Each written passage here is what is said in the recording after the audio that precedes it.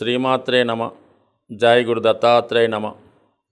ఈ వీడియోలో మనం ఫిబ్రవరి 3వ తారీఖున అశ్విని నక్షత్రం నుంచి భరణి నక్షత్రంలోకి మారబోతున్న శుక్రగ్రహ సంచారం వృషభ రాశి వారికి ఏ విధంగా ఉండబోతుంది అన్న విషయాన్ని మనం పరిశీలించే ప్రయత్నం చేద్దాం.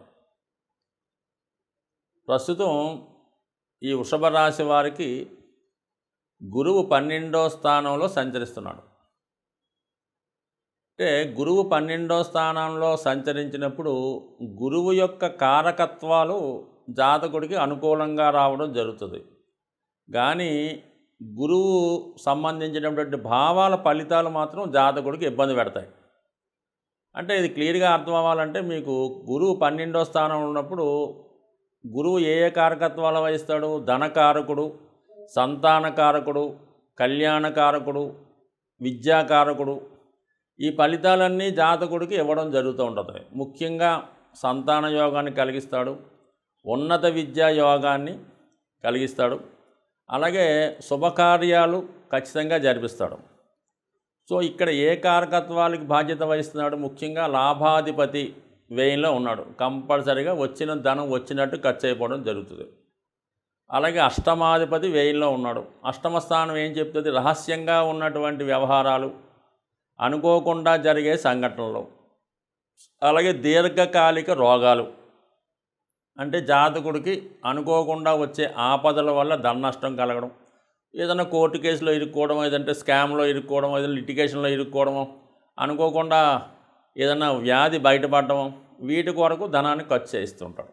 సో ఈ విధంగా గురువు 12లో ఉన్నప్పుడు జాతకుడికి మాత్రం ఒక గుణపాఠాన్ని నేర్పుతాడు. ఏ విషయంలోనే సరే మంచి చేస్తాడు. కానీ ఇలా 12వ స్థానంలో ఉన్నప్పుడు ఏంటంటే ఒక గుణపాఠం ద్వారా మనకి ఆ జాతకుడు తను తప్పు తెలుసుకొని సరిదిద్దుకునే ప్రయత్నం చేస్తాడనమాట. సో ఇప్పుడు ఈ గురువు శుక్రగ్రహ నక్షత్రం అయినటువంటి భరణిలోనికి ప్రవేశిస్తున్నాడు.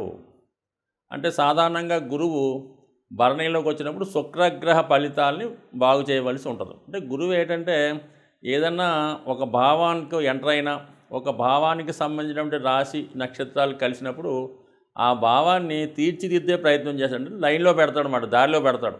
దాంట్లో ఖచ్చితంగా పనిష్మెంట్ ఇవ్వచ్చు, మంచి ఫలితం ఇవ్వచ్చు. సో ఇప్పుడు మరి శుక్రుడు ఈ వృషభ రాశి వారికి లగ్న షష్టాధిపతి.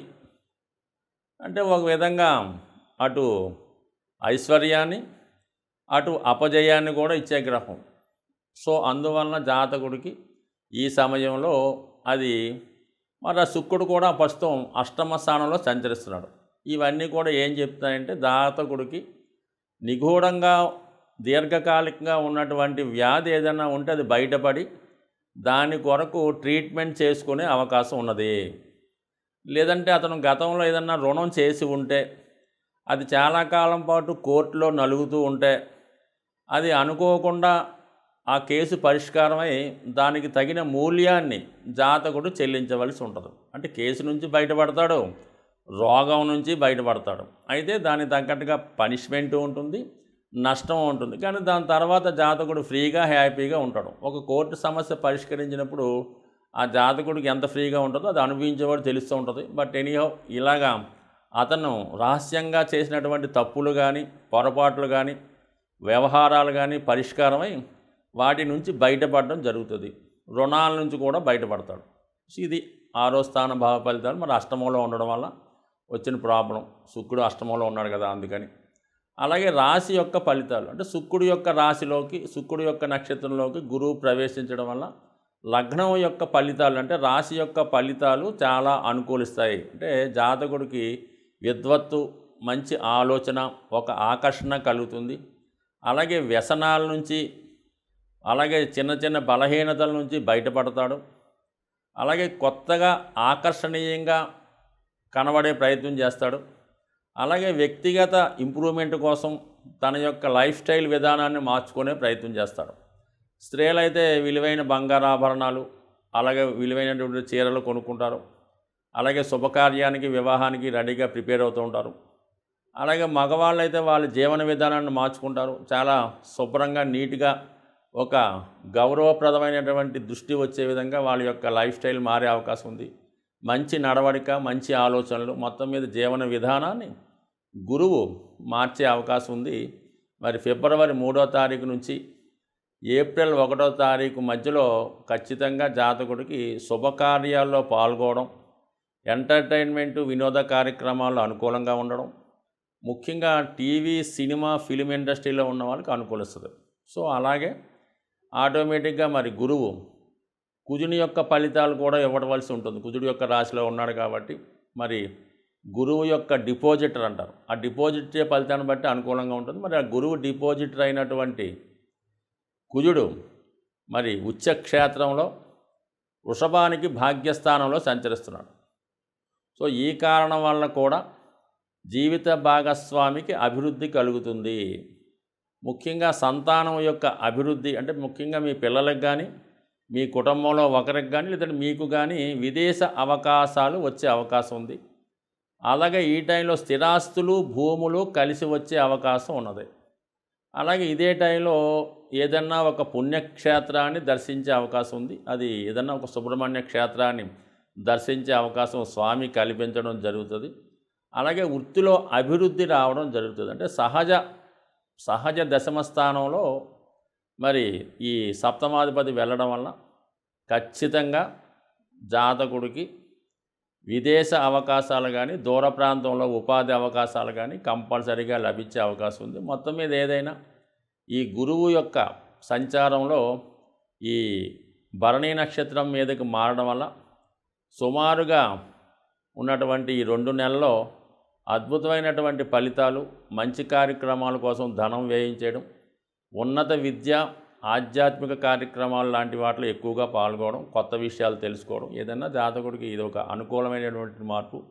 ఈ అవకాశాన్ని జాతకుడు సద్వినియోగం చేసుకుంటే ఏదైనా గురువు ఎప్పుడు కూడా ప్రయత్నం చేస్తేనే ఇస్తాడు. ఒక లెసన్ నేర్చుకోవాలన్నా, ఒక శాస్త్రం చదవాలన్నా, ఒక విద్య నేర్వాలన్నా కూడా జాతకుడు ప్రయత్నం చేయాలి. ప్రయత్నం చేస్తేనే గురువు మనకి ఆ ఫలితాన్ని, ఆ విద్యలో పరిపూర్ణత ఇవ్వగలుగుతూ ఉంటాడు. అందుకని ఇప్పుడు ఎందుకు చెప్తున్నామంటే ఖచ్చితంగా మీరు జీవితం ఏం చేద్దాం అనుకుంటున్నారో దానికోసం ప్రయత్నం మొదలెట్టండి. ఆ ప్రయత్నం మొదలెడితే మీకు గురువు సహకరించి దైవగ్రహ అనుగ్రహంతో మీకు ఆ కార్యాన్ని సంపూర్ణంగా చేయటానికి గురువు సహకరిస్తాడు. అందువల్ల తప్ప గురువు అయితే ఎట్టి పరిస్థితుల్లో కూడా ఇవ్వడు. మీ ప్రయత్నానికి సహకరించి మీ గమ్యాన్ని చేరుకునే ఫలితాన్ని గురువు ఇవ్వడం జరుగుతుంది. కాబట్టి ఖచ్చితంగా మీరు కష్టపడుతూ దాన్ని సాధించినప్పుడే మీరు ప్రయత్నాన్ని అందుకోగలిగే అవకాశం ఉంటుంది.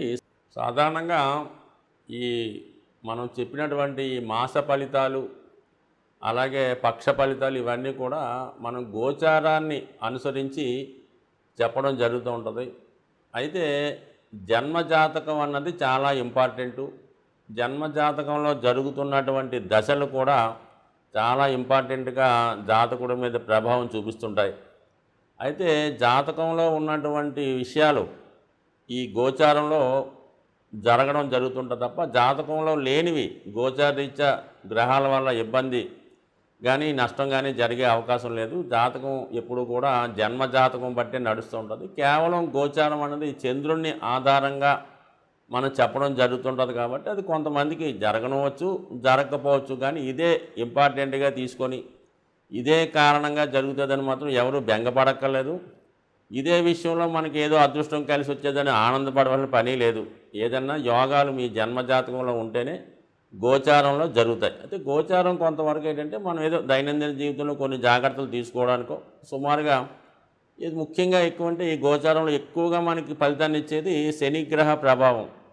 అందువల్ల ఏంటంటే ఏలినాటి శని జరుగుతుంది, ఏదో అష్టమ శని జరుగుతుంది, ఈ జన్మశని జరుగుతుంది. ఇలాంటి సమయాల్లో మనం ఏదైనా వ్యాపారం చేయొచ్చా, లేదంటే వివాహం చేయొచ్చా, సంతానానికి ఇది అనుకూల టైమా, ఇలాంటి విషయాలు కొన్ని కనుక్కోడానికి ఉపయోగపడతాయి తప్ప ఏదో మీ జాతక ప్రయత్నం ప్రస్తుతం మీకు ఉద్యోగం వచ్చే అవకాశం లేదంటే ఉద్యోగం ప్రయత్నాలు మానేయడం కానీ ఇలా జీవనోపాధికి సంబంధించిన ముఖ్యమైన నిర్ణయాలు తీసుకున్నప్పుడు జన్మజాతకాన్ని కూడా బేస్గా తీసుకొని గోచారంలో జరిగే విషయాన్ని జాగ్రత్తగా తీసుకొని ముందుకు వెళ్ళాలి తప్ప ఇదే మెయిన్ విషయమే కాదు.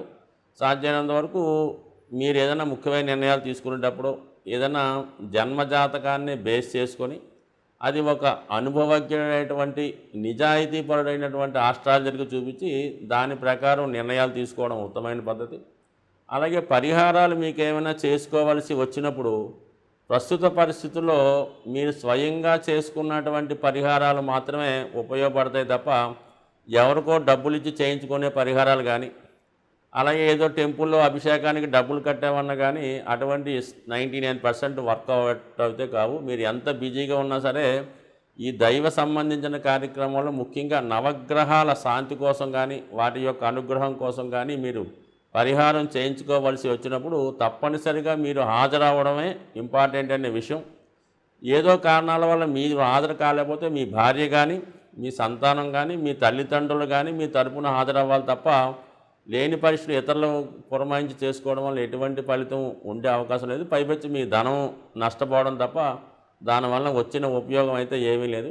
సో ఈ విధంగా కాకుండా దైవారాధనలా కాకుండా క్రమశిక్షణతో మన దైవం సంబంధించినటువంటి మన సాంప్రదాయ నియమాలు పాటించడం వల్ల కూడా గ్రహాలు మనకు అనుకూలించే అవకాశం ఉంది. 90% సూర్యగ్రహ అనుగ్రహం కావాలి.